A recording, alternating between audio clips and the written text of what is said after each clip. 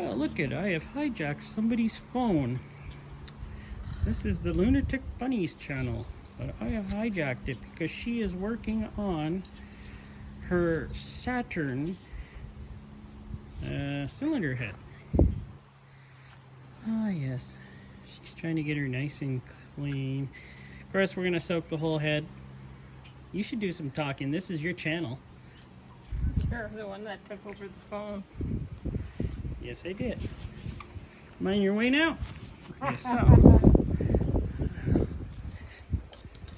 There you go. Oh, look at that. Wow, look at these little ports. Those are terrible. Are those intake or exhaust? I can't remember.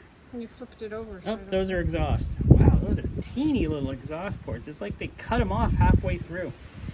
I guess that's where they rob you of all your... That's where you get your 100 horsepower from, eh? Wow.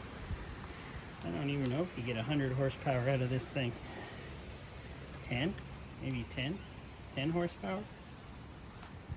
Wow, the intake ports are a lot bigger at least. That's crazy. Let's take a look over here. Ah, yes.